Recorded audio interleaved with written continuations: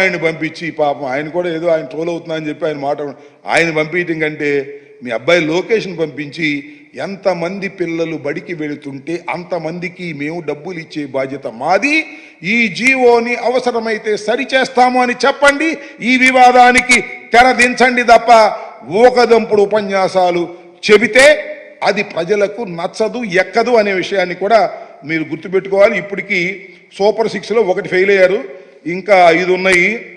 మహిళలకు ఉచిత బస్సు ప్రయాణం, ప్రతి ఇంటికి ఏడాదికి 3 గ్యాస్ సిలిండర్లు, ప్రతి మహిళకి నెలకు 15,000, 19 సంవత్సరాల నుంచి 59 సంవత్సరాల మధ్య వయసు ఉన్నవాళ్ళు, ప్రతి రైతుకి ఏటా 20,000 ఆర్థిక సహాయం, యువతకు 20 లక్షల ఉద్యోగాలు, లేదంటే నెలకు 3,000 నిరుద్యోగ భృతి.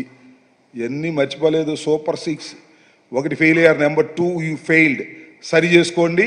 ఇంకా 5 చేయకపోతే వైఎస్ఆర్ కాంగ్రెస్ పార్టీ మీ వెంట పడుతుంది ప్రజల పక్షాన. గుర్తుపెట్టుకోండి, ఇచ్చిన మాట తప్పితే ప్రజలు ఊరుకోరనే విషయాన్ని కూడా మీరు గుర్తుపెట్టుకోమని మనం చేస్తున్నాం. సూపర్ 6 కాదు, అది సూపర్ చీట్గా మీరు చేయబోతున్నారనేది మాకున్నటువంటి అభిప్రాయం.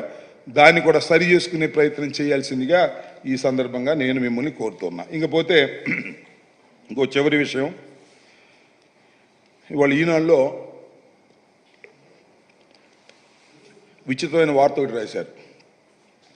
15 నుంచి ప్రజా దర్బారు చేస్తున్నట్టు జగన్మోహన్ రెడ్డి గారు 15వ తారీఖు నుంచి ప్రజా దర్బారు చేస్తున్నాడు అని ఒక పిచ్చి రాతలు. ఆయన ఎప్పుడు జనాన్ని కలవడు, నాయకులను అసలు కలవడు, వచ్చిన జనం తిరిగి వెళ్ళిపోతున్నారు. ఇప్పుడు 15వ తారీఖు నుంచి మాత్రమే ఈయన ప్రజా దర్బార్ నిర్వహిస్తున్నాడు అనేటువంటి పిచ్చి మాటలు ఈనాడుకు అలవాటే.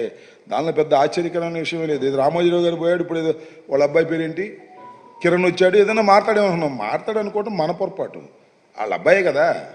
చంద్రబాబు నాయుడు గారిని మోయటమే వారి పని.